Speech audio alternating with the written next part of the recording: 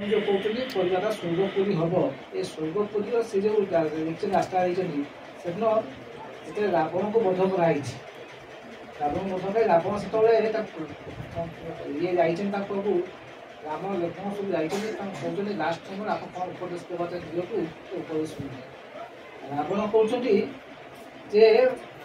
गोटे ज्ञानी मुझे चाहिए बहुत किसी कर पारि मुझे चाहिए समुद्र जो लवण जल ताकू परिवर्तन करदे मधुर जल कर हेलारे रही स्वर्ग को निशुणी बांधि चेष्टा करते केवल हेला छाड़ी तेणु आम जीवनटा से हेला आज मोर जो पूर्व जन्म स्वीकृत था मो पिता माता स्वीकृत मुझे से संधान पाई आज ग्रहण कर ग्रहण कर कहती अंधभाग दुर्भाग्यस्त जस्टिस तो आज दुर्भाग्य तेणु आम पाइचु पाइला भी जब आम से जस्टिस पुणी जब खोजु ताल आम ये किसी ना आस बरदान पचरा धर्म मान्य कहते धर्म मान्य हूँ कथा मानि चलवा बाणी माध्यम धर्म कथा बहुत किसा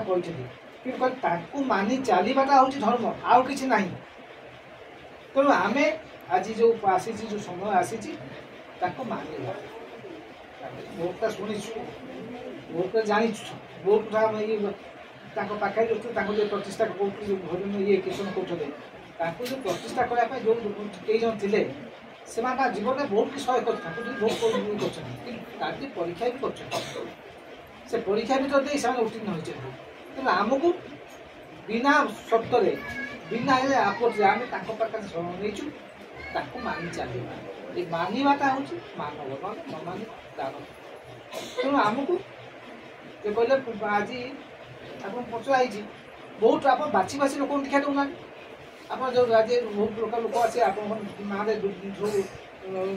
सब विभिन्न प्रकार आप विरुद्ध सब आलोचना कर जहाँ किसी हो किंतु कहते जे ये जो मोटर ग्यारेज कहते मोटर ग्यारेज को जो सब आसे जो गाड़ी सब आसे से गाड़ी भल गाड़ी सब आसे रिपेयर होगा जितक खराब गाड़ी सब आसे रिपेयर होगा तेणु जिते आम सब से खराब गाड़ी आम आसी आम भल हाँपाई भल हाँपाई जब आम कही चलू तेल भल हम कौटा कहते दादा दादा थे आसते जड़े सन्तासवादी आप उल्फार जी संगठन सी थे कमांडर सी आसते ना हूँ उत्पल शर्मा सी आसते सी जो सी ना आसाम गवर्नमेंट लक्ष लक्ष टका धरदेव टका मिल कि सी दिने एभली परिस्थिति आसी ठाकुर आसी आश्रम पहुँचती पहुँचला से जी थे दीनानाथ शर्मा पूरा रूम रखी रखीदे आसिकी पूजपा दादा पाखु आस कहना से कहते मुझे न कही घर बाहर गली से से जाइए आश्रम को पाखे मारणा स्टोर भर्ती तेणु से चिंता कर काले के कहीदेव कौन मुझे धरा पड़ी यहाँ भी चिंता कर दादा पाखु आसती दादा से जदि दीक्षा दीक्षा दे सारापर से कहते जिते बड़े तोर कौन खराब ये आसो तू कौन असुविधा पड़ू ये जो नाम कथा कहे नाम तू जप कर तेणु से नाम जप कर कहते 9 तारीख जानुरी 9 तारीख ये बनभोजी हम ये बनभोजी खाई सारी तू तो घर को पड़े सब से कहते देखो दादा मोर जीवन में मुझे सब कर्म कर मोर बचार मानने ये ना तेणु जो सरकार मो ना जो घोषणा करदेले एत लक्ष टका लोक पाइबे तो बचिकी ना कहीपर तथा से पूजपा दादा कहते तू ठाकुर शरण नहीं तो अभय तू पाई तेणु तू जा तू घर को जा कि हम तेणु ये सब टिकट एक्सप्रेस पूजपा दादा आसाम जावाई टिकट कर राति से गाड़ी में बसिकी जाऊँ आगर द्वितीय नंबर सीट्रे से बसिकी से आसाम जाऊँ हठात देखाई गोटे ଏକା ଆଗରୁ ଗୋଟେ ପଥରଟେ ସାମ୍ନାରୁ ବସ୍ କୁ ଆଗରୁ ମାଡ଼ ହେଇଛି। ମାଡ଼ ହେଲା ସେଇଠି ସାମ୍ନାରେ ଗୋଟେ ଲୋକଟା ତାପରେ ସେ ରକ୍ଷା କରିଯାଇଛି, କାଠ କାଠେ ପଶିଯାଇଛି। ସେଠୁ ତାରି ଭିତରେ ତା ନେଉଛି ସେ ଯେଉଁ ଆର୍ମି ଫୋର୍ସ ସେଇ ସମୟରେ ଆସି ପହଞ୍ଚନ୍ତି, ଗାଡ଼ିକୁ ଘେରାଉ କରିଦେଇଛନ୍ତି। କହିଲେ ହ୍ୟାଣ୍ଡସଅପ୍, ଏଠି ଏଇ ଉତ୍ପଳ ସମୟ ଏଠି ଯାଉଛି, ତେଣୁ ତାକୁ ଆପଣମାନେ କିଛି ହେବ, ତାକୁ ଆମେ ଆରେଷ୍ଟ କରି ଆସିଛୁ। ଏବଂ ସେତିକିବେଳେ ଇଏ ଯେତେବେଳେ ସେ ଦେଖିଛି ଯେ କହୁଛି ଦାଦା ମୋତେ ଆଜି ମୋ ଜୀବନଟାକୁ ଆଜି ମୋ ଇଏ ନଷ୍ଟ କରିଥିଲେ, ଆଜି ମୁଁ ଆଉ ବଞ୍ଚିବି ନାହିଁ। ପୁଣି ମନେ ପଡ଼ୁଛି ଦାଦା କହିଛନ୍ତି ଯେଉଁ ସମୟ ତୁ ଅସୁବିଧା କରିବୁ ସେଇ ନାମଟା ଜପ କରିବୁ। ତେଣୁ ସେ ସେତିକିବେଳେ ବସିକି ସେ ନାମ ଜପ କରିଛି ଏବଂ ନାମ ଜପ କରିବା ଭିତରେ ସେ ତାର ସେନ୍ସ ପଳେଇଯାଇଛି। ଏଇ ଯେଉଁ ଘଟଣା ଘଟିଲା ପରେ ସେ କିଛି ସମୟ ପରେ ସେ ତାର ସେନ୍ସ ଆସିଛି, ଦେଖୁଛି ଗାଡ଼ିଟା ଚାଲିଛି। ଏ ଗାଡ଼ି ଚାଲିବା ଭିତରେ ସିଏ ଯେଉଁ ସାମ୍ନା ଯେଉଁ ବସୁଛନ୍ତି ଆଉ ଜଣେ ଇଏ ତାକୁ ପଚାରୁଛନ୍ତି, କହୁଛନ୍ତି ଏଇ ଯେଉଁ ଆସିଥିଲେ ଆର୍ମି ଫୋର୍ସ ଆସିଥିଲେ ଆଉ ସେ କ'ଣ ଉତ୍ପଳ ସୀମାକୁ ଆରେଷ୍ଟ କରିନେଲେ? ସେ କହିଲେ ନାହିଁ। ସେ ନିଜେ କହୁଛି ଯେ ତାକୁ ନାହିଁ ସେ କରିପାରିଲେନି। କାହିଁକି ନା ସେଇ ଯେଉଁ ଆଗେ ଯେଉଁ କ୍ଷେତ୍ରାପ୍ତ ହେଇଥିଲା ଯେଉଁ ଲୋକଟି ଯେଉଁ କାଚ ପଶି ହେଇଥିଲା ତାକୁ ଟ୍ରିଟମେଣ୍ଟ ଆବଶ୍ୟକ ଅର୍ଜେଣ୍ଟ ଦରକାର ଥିଲା, ତ ତାକୁ ସେମାନେ ନେଇଗଲେ ଟ୍ରିଟମେଣ୍ଟ କରିବା ପାଇଁ। ତେଣୁ ଆଉ ସେ ତାକୁ ଇଏ ହେଇନି। ଏବଂ ସେତିକିବେଳେ ସେ ଚିନ୍ତା କରୁଛି ଦାଦାଙ୍କର ତାର ଭରସା ଆସିଯାଇଛି, କହିଲେ ଦାଦା ଯେଉଁ ନାମ କଥା କହିଛନ୍ତି ସେ ନାମ ଯୋଗୁଁ ବଞ୍ଚେଇଛନ୍ତି। ପରବର୍ତ୍ତୀ ସମୟରେ ସେ ତାକୁ ଦାଦା ତାକୁ ଏସ୍ପିଆର୍ ପାଞ୍ଜା ସେ କହିଲେ ଗୋଟେ ଅଲୌକିକ ଜିନିଷ ମୋର ହେଇଛି ଯେ ଯେଉଁ ଦିବା ରାଷ୍ଟ୍ରରେ ଦିବା ସମୟରେ ମୁଁ ଯେଉଁ ସ୍ତ୍ରୀର ସ୍ୱାମୀକୁ ମୁଁ ହତ୍ୟା କରିଥିଲି ସେ ସ୍ତ୍ରୀର ହେଉଛି ମୁଁ ଜିତି। ଯେଉଁ ପିଲାମାନଙ୍କୁ ମୁଁ ତା ବାପା ମାଆକୁ ହତ୍ୟା କରିଥିଲି ସେ ପିଲାମାନଙ୍କୁ ମୁଁ ଜିତି। ତେଣୁ ତାକୁ ସେ ଯେଉଁ କହିଲେ ଦୟା କରନ୍ତୁ, ଲୋକଙ୍କୁ ଦୟା କରନ୍ତୁ। ଦୟାଟା ଆମ ଆସେ କେମିତି ୟାଦ କଲେ ୟାଦ, ତ ୟାଦ ଆମେ ଠାକୁରଙ୍କ ୟାଦ ପ୍ରତ୍ୟେକ ମୁହୂର୍ତ୍ତ ଆମ ପାଇଁକି ବିପଦ ମାରି ଆସୁଛି। ପ୍ରତ୍ୟେକ ସେ ଯେଉଁ କହିଲେ ଭାଇ କହୁଥିଲେ ଯେ ରାସ୍ତାରେ ଗଲେ ଯେ ଘରକୁ ଫେରିବି ତାର କୌଣସି ଗ୍ୟାରେଣ୍ଟି ନାହିଁ।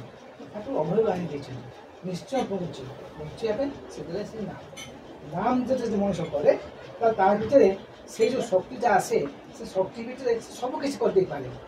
ମନେ ପଡ଼ୁଛି ଗୋଟେ ଭାଗଲପୁରରେ ଗୋଟେ ଷ୍ଟୁଡେଣ୍ଟ ଆମର +3 ସାଇନ୍ସ ପଢ଼ୁଛି ଷ୍ଟୁଡେଣ୍ଟ, ସେ ଠାକୁରଙ୍କ ଦୀକ୍ଷା ନେଇଥିଲା। ତା ନାଁ ହେଉଛି ରାଜରତନ। ସେ ଦୀକ୍ଷା ନେଇଛି, ବହୁତ ସମୟ ସେ ନାମ କଥା ଏବଂ ନାମ ବହୁତ ସମୟ କଥା।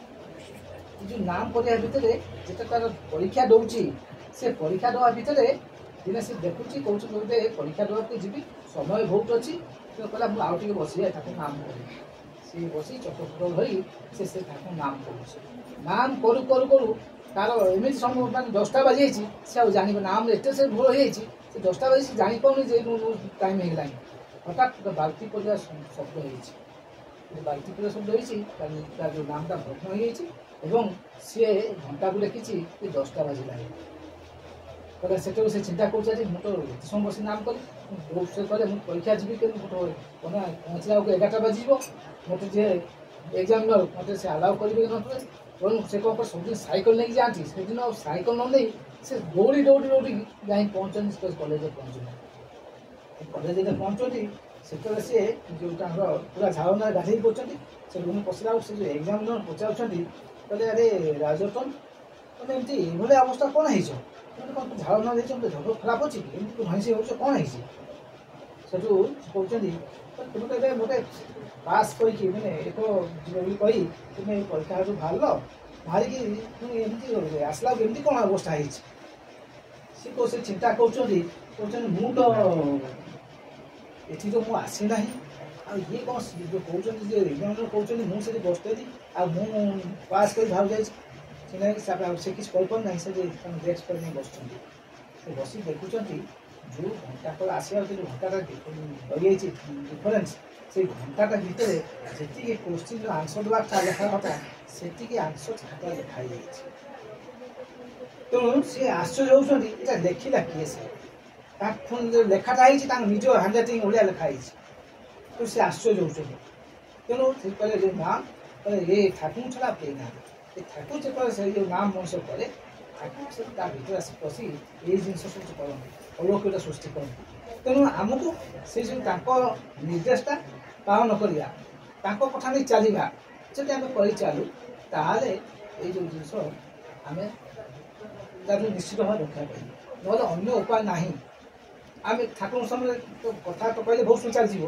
ଠାକୁରଙ୍କ ପାଖରେ ଜଣେ ଯାଇ କହୁଛି ଠାକୁର ମୋର ଯେଉଁ ପଢ଼ା ପରିଶ୍ରମ ମୁଁ କରୁନାହିଁ, ସବୁବେଳେ ମୋ ମାନେ ତାଙ୍କ ସହ ଝଗଡ଼ା ହେଉଛି। ଠାକୁର ତ କହୁଛନ୍ତି ତୁ ମୋତେ ଆଣିକି ଅରୁଆ ଚାଉଳ ସେ ଚାଉଳରେ ଚାଉଳ ଆଣିକି ଦେବୁ। ସେ କହୁଛନ୍ତି ଯେ ତାଙ୍କର ଯେଉଁ ବିଲ ସବୁ ପଡ଼ି ସେ ପଡ଼ିଆ ହେଇ ପଡ଼ିଛି, ତେଣୁ ସେଠି ଚାଷ ହେଇପାରୁନାହିଁ। ଇଏ କହୁଛନ୍ତି ସେ ଯେଉଁ ଅଶାନ୍ତି ଯେଉଁ ରହିଛନ୍ତି ସେ ଅଶାନ୍ତିରୁ କିଭଳି ଭାବରେ ରକ୍ଷା ପାଇବେ, ତାକୁ ସେଇ ଗୋଟେ କଥା କହୁଛନ୍ତି ତୁ ମୋତେ କିଛି ଚାଉଳ ତୁ ଚାଷ କରି ମୋତେ ଆଣିକି ଦେ। ଏଇଟା କହିଲା ପରେ ସେ ସବୁ ଇଏ ଥିଲେ ସେ ପାଖରେ ଯେଉଁ ଭକ୍ତ ଥିଲେ ସେ କହିଲେ ଆରେ ତୁ ଠାକୁର ଯାହା କହୁଛନ୍ତି ସେୟା କର। ସେ କହୁଛନ୍ତି ଆରେ ମୁଁ କରିବି ଯେ କରିବି କେମିତି, ମୋ ଜମିଟା ଯେଉଁ ଅଛି ତା ସେପଟକୁ ରହିଛି ସବୁ ଅନ୍ୟମାନେ ଯେଉଁ ସେମାନେ ମୋ ପାଖକୁ ଜମି ପାଣି ଛାଉନାହାନ୍ତି, ମୁଁ କରିବି କେମିତି। ସେ କହିଲେ ତୁ ଯାହା କହିବୁ ମୋ ଗୁରୁଦେବ କହିଛନ୍ତି ଯେ ମୁଁ ଚାଷ କରିବି ଆଉ ଚାଉଳ ତାଙ୍କ ପାଖକୁ ନେଇକି ଯିବି, ତେଣୁ ଯାହା ଦେଖ କ'ଣ ହେଉଛି। ସେ ଯେ ଯାଇକି ସମସ୍ତଙ୍କୁ କହିଛନ୍ତି, କହିଲା ପରେ ସମସ୍ତେ ସେ ତାକୁ ଛାଡ଼ିଛନ୍ତି, କେନାଲ କରି ତା ଜମିକୁ ପାଣି ଦେଇଛନ୍ତି। ପାଣି ଦେଲା ପରେ ଚାଷ କରୁଛି। ଚାଷ କରିସାରିଲା ପରେ ମୁଣ୍ଡରେ ମୁଣ୍ଡେଇ ସେ ଚାଉଳ ନେଇକି ଆସି ଠାକୁର ପାଖରେ ପହଞ୍ଚି ଆଉ ଠାକୁର ପାଖରେ ପହଞ୍ଚିଛି। ଠାକୁର କହୁଛନ୍ତି ସେ ଚାଉଳ ଦେବା ପୂର୍ବରୁ ତୋର ସବୁ ଅସୁବିଧା ମେଣ୍ଟିଲା ନା ନାହିଁ। ତେଣୁ ସିଏ ସବୁ ଦେଖିପାରୁଛନ୍ତି, ସବୁ ଜାଣିପାରୁଛନ୍ତି। ମଣିଷର ଯେଉଁ ଆଜି ଯେଉଁ ଅଶାନ୍ତ ପରିବେଶ ଭିତରେ ସେଟାର ରାସ୍ତା ଦେଖାଉଛନ୍ତି ବଞ୍ଚିବା ରାସ୍ତା। ତେଣୁ ବଞ୍ଚିବା ରାସ୍ତାଟା ଯଦି ଆମେ ତାଙ୍କୁ ପାଇ ଯଦି ତାଙ୍କ କର୍ମରେ ହାତ ନ ଦେଇ ଆମେ ଯଦି ତା ଦୂରେଇ ରହୁ ତାହେଲେ କ'ଣ ନା ତାଙ୍କର ସବୁ ଯେଉଁ ଆମର ଆଶା ସେ ଆଶା ପୂର୍ଣ୍ଣ ହେଲାନି। ଆଶା ପୂର୍ଣ୍ଣ ନହେଲେ କ'ଣ ହେଉଛି ନା ମୁଁ ତାଙ୍କର ମୁଁ ବଦନାମ ଯେ କହୁଥିଲେ ଭାଇମାନଙ୍କ ଭିତରେ ଯେଉଁ ପ୍ରେମ ପ୍ରୀତି ସେ ପ୍ରେମ ପ୍ରୀତି ଆସିବ କହୁଛି। ସେ ପ୍ରେମଟା ମୁଁ ଠାକୁର ମୋର ଆଜି ଏଇ ଯେତେ ଭାଇ ବନ୍ଧୁମାନେ ସବୁ ଅଛନ୍ତି ଏଠି ବସନ୍ତି ତାଙ୍କ ସମ୍ପର୍କ ନେଇ କାହାକୁ ଆଜି ବିଶ୍ୱ ଭାତୃତ୍ୱ ଠାକୁର ସୃଷ୍ଟି କଲେ ଏଇଟା କାହାକୁ ନେଇକି କେବଳ ପରମ୍ପରା ନେଇକି ଅନ୍ୟ କାହାକୁ ନେଇ ଆଜି ଲୋକ ଚାହିଁଲେ ବି ସେ ସମ୍ପର୍କ ଆସୁନାହିଁ, କେବଳ ଠାକୁର ଧରିଛି ବୋଲି ଆଜି ଆପଣମାନଙ୍କ ସମ୍ପର୍କ ଅଛି। ତେଣୁ ଠାକୁର ଯାହା ଚାହିଁଛନ୍ତି ଆଜି ଠାକୁର ଆଚାର୍ଯ୍ୟଙ୍କ ମାଧ୍ୟମରେ ଆଜି ବ୍ୟାଖ୍ୟା କରୁଛନ୍ତି। ଆଜି ଆଚାର୍ଯ୍ୟ ଯେଉଁ ଠାକୁରଙ୍କ ନିର୍ଦ୍ଦେଶ ସେ ଅନ୍ୟ କିଛି ଠାକୁର ଆଚାର୍ଯ୍ୟକୁ କହୁନାହାନ୍ତି, ଆଚାର୍ଯ୍ୟ କହୁ ତାଙ୍କ ଠାକୁରଙ୍କୁ ଠାକୁର କରିବା ପାଇଁ। ତେଣୁ ଆମକୁ ସେଇ ନିଶାରେ ଚାଲିବାକୁ ପଡ଼ିବ। ଆଜି ଆମର ବାରମ୍ବାର ମୁଁ କହୁଛି ଯେ ଆମର ଯେଉଁ ଆଚାର୍ଯ୍ୟଙ୍କୁ ଜାଗା ନିଆଗଲା ସେ ଜାଗାରେ କିଭଳି ଭାବରେ ସୁନ୍ଦର ଭାବରେ ଯେଉଁ ଆଚାର୍ଯ୍ୟଙ୍କ ନିର୍ଦ୍ଦେଶ ତାକୁ ପାଳନ କରିବା, ତାକୁ ପାଳନ କରିବା ମାନେ ଠାକୁରଙ୍କୁ। ତେଣୁ ସେ କହିଥିଲେ ଇମିଡ଼ିଏଟ୍ ତାକୁ ଗୋଟେ ପାଚେରି ଦିଅ। ଯେ ଯାହା ହଉ ବହୁତ ପରିଶ୍ରମ କରି ପାଚେରି କାମ ଚାଲିଛି ଆଉ କିଛି ଅଳ୍ପ ଦିନରେ ସେ ସରିଯିବ। ସରିଲା ପରେ ଆଚାର୍ଯ୍ୟଙ୍କ ପାଖରେ ନିବେଦନ କରାଯିବ, ଯିବ ତାକୁ ଦେଖାଇ ଦିଆଯିବ ଏଇଆ ହେଇଛି। ତାପରେ ପରବର୍ତ୍ତୀ ନିର୍ଦ୍ଦେଶ ଯାହା ଆସିବ ତାହା ପାଳନ କରାଯିବ। ତେଣୁ ଆଚାର୍ଯ୍ୟଙ୍କୁ ନେଇ ଆମକୁ ଚାଲିବାକୁ ପଡ଼ିବ। ତେଣୁ ଆଚାର୍ଯ୍ୟ ଚାଲିବା ମାନେ ଆମର ସବୁକିଛି ଯେଉଁ ଆଜି ଯେଉଁ ଏ କାମ କରିବା ଭିତରେ ଆମର ଯେଉଁ ମଙ୍ଗଳଟା ଆମେ ସେଟା ଉପଲବ୍ଧି କରିବୁ। ଆମେ ଯେତେ କରୁଛୁ କାମ ସେଟା ଉପଲବ୍ଧି କରୁଛୁ। ତେଣୁ ଆମେ ଯେତେବେଳେ ତାଙ୍କୁ ଦୂରେଇ ଦେଉଛୁ ସେତେବେଳେ ବିପଦ ମାରି ଆସୁଛି। ତେଣୁ ଇଷ୍ଟକର୍ମରେ ଯୋଗୀ ରହିବା ପାଇଁ ରାସ୍ତା ହେଉଛି ଗୋଟିଏ ତାଙ୍କ ନିର୍ଦ୍ଦେଶ ପାଳନ କରିବା। ତେଣୁ ଆମକୁ ଯାହାହେଲେ ବି ତାଙ୍କ ନିର୍ଦ୍ଦେଶ ମାନି ଚଳିବ। ଯେଉଁ ଅପୂର୍ଣ୍ଣ କାମ ଚାଲିଛି ଗୋଟେ ସମସ୍ତଙ୍କ ଯୋଗାଣ ଦରକାର। ସମସ୍ତେ ମିଶିଲେ ଖୁବ୍ ଅଳ୍ପ ଦିନ ଭିତରେ ଏ କାମଟି ଆମେ ଶେଷ କରିଦେବୁ। ଶେଷ କରି ଆଚାର୍ଯ୍ୟଙ୍କୁ ଖୁସି କରି ଆଉ କରିବୁ ଏବଂ ଦରକାର ପଡ଼ିଲେ ଆଚାର୍ଯ୍ୟଙ୍କୁ ଯଦି ଆସିପାରନ୍ତି କିଛି ବିଚିତ୍ର ସବୁରେ ଆସୁଛନ୍ତି। ତେଣୁ ଯଦି ଆଚାର୍ଯ୍ୟ ଆସିକି ଖୁସି ହେଲେ ଆମକୁ ଖୁସି ଲାଗିବନି। ତେଣୁ ସମସ୍ତେ ସେଇ ଗୋଟେ ମେଣ୍ଟାଲିଟି ରହିବା ଦରକାର ଯେ ପ୍ରଭୁଙ୍କୁ ଖୁସି କରିବା ମୋର କର୍ତ୍ତବ୍ୟ, ଆଉ କାହା ନୁହେଁ।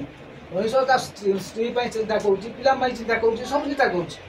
କିନ୍ତୁ ଯେତେ ରୋଗଗ୍ରସ୍ତ ହେଇପାରୁଛି ସେ ଡକ୍ଟର ଗୁଡ଼ା ଚିନ୍ତା କରୁଛି, ଆଉ ଗୁଡ଼ା ଚିନ୍ତା କରୁନି। ଡକ୍ଟର ଯାହା ଦେଉଛି ସେ ଯଦି ତାର ମାନେ ରୋଗ ପାଇଁକି ସେ ଯାହା ଦେଉଛି ବିଶ୍ୱାସ କରି ଆମେ ଖାଇଯାଉଛି, ମଣିଷକୁ ଖାଉଛି। ସେ ମେଡ଼ିସିନ ତାର ଭଲ ହେବ ନ ହେବ ସେ ତା ଜାଣିନାହିଁ। ତେଣୁ ସେ ଡକ୍ଟର ପାଇଁ ବିଶ୍ୱାସ ରଖୁଛି। ତେଣୁ ଆଚାର୍ଯ୍ୟ କହୁଛନ୍ତି ସବୁର ଇଏଟା କେନ୍ଦ୍ରଟା ହେଉଛି କେବଳ ସେଇ ଗୁରୁ। ଯେତେବେଳେ ମଣିଷ ତାଙ୍କୁ ଧରି ଚାଲେ ଏଇ ରୋଗଗ୍ରସ୍ତ କରୁଛନ୍ତି ରୋଗ ସବୁ ବ୍ୟାଧି ଯୋଉଟା ଯୋଉଟା ପୋଲା ଭିତରା ଏଇ ରୋଗ ଆମ ସବୁ ଶେଷ ଦୂର ହେବ। ତେଣୁ ଆମେ ତାଙ୍କ କଥା ମାନିବା, ତାଙ୍କ ନିର୍ଦ୍ଦେଶ ନେଇ ଚାଲିବା ଏବଂ ଭବିଷ୍ୟତକୁ ଆମର ଜୀବନର ଏଇଟା ଉଜ୍ଜଳ କରିବା। ଏତିକି ରହୁଛି। ଜୟ ଜୟ ଜଗନ୍ନାଥ।